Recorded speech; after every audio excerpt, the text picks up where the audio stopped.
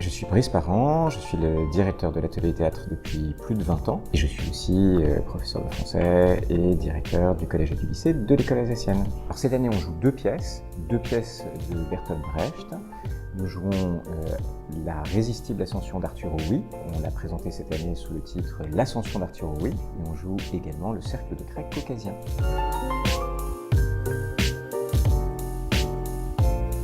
Le cercle de craie caucasien, c'est une interrogation profonde sur l'amour et en particulier ce que c'est que l'amour maternel. C'est l'histoire de Grusha Avashnadze qui adopte un petit peu malgré elle le fils du gouverneur qui vient d'être tué. C'est l'histoire d'un voyage, d'une femme qui part avec un bébé, donc c'est presque poétique en même temps et un peu fantastique. On voit une femme qui devient la mère adoptive d'un enfant et la question qui est posée c'est est-ce que c'est elle qui est la véritable mère de l'enfant ?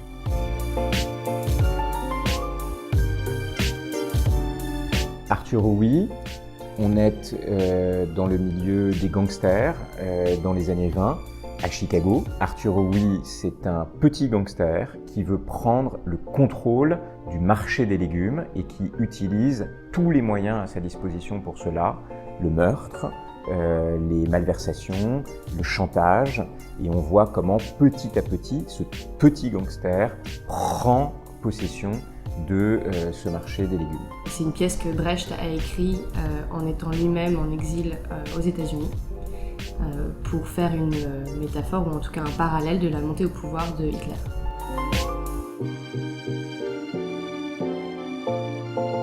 Ce qui nous a semblé intéressant par rapport au choix de Brecht, c'est les échos et les résonances avec l'actualité. Brecht, comme tous les grands auteurs, il a cette force de parler du présent en parlant du passé. Dans Arthur Rouy, au travers de cette histoire de gangster, il y a évidemment une métaphore des événements qui conduisent peu à peu jusqu'à la Deuxième Guerre mondiale. La montée du fascisme, la montée de l'extrême droite, c'est quelque chose qui revient dans l'histoire. Et de l'autre côté, dans le cercle de craie caucasien, le contexte général, c'est celui d'un pays en guerre. On voit comment le climat de guerre a des conséquences sur la vie quotidienne des personnes. Sous cette force et sous quelque part cette tristesse, il y a beaucoup de joie à interpréter ça, à s'emparer de cette histoire avec un grand H, aussi tragique soit-elle. Je trouve qu'il y a aussi quelque chose de l'ordre de la catharsis, d'une certaine manière, de jouer quelque chose de lourd comme ça. Ça permet aussi de peut-être dédramatiser aussi d'une certaine manière, quoi.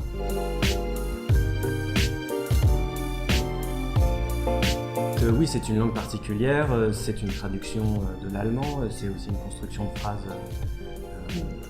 très différente, mais c'est une langue qui est aussi forte à dire.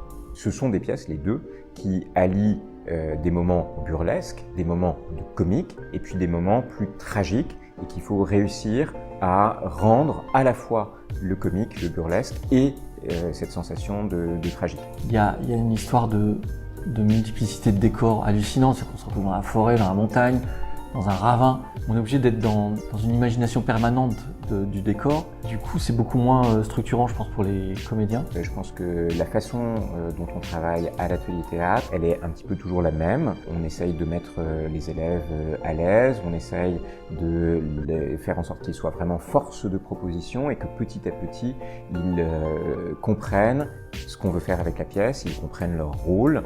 Quel que soit l'auteur, on peut travailler un petit peu de la même façon.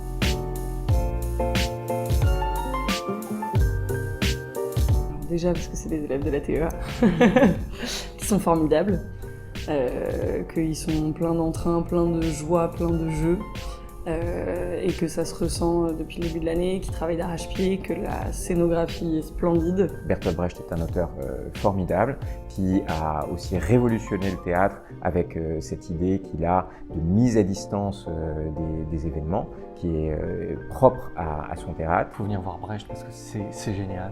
Et c'est pas donné à tout le monde d'avoir assez de comédiens pour le monter dans ces conditions-là. C'est-à-dire que je pense que personne n'a monté Brecht avec autant de comédiens. Moi je dirais que c'est quand même pour venir voir une troupe, un spectacle de troupe.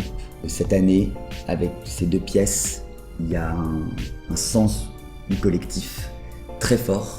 Venir voir les 2 pièces de Brecht à la TEA, c'est aussi venir voir un travail d'équipe incroyable. C'est 80 personnes qui travaillent sur ces spectacles. Donc, c'est d'une grande richesse humaine aussi. Et c'est ça qu'on a envie de partager.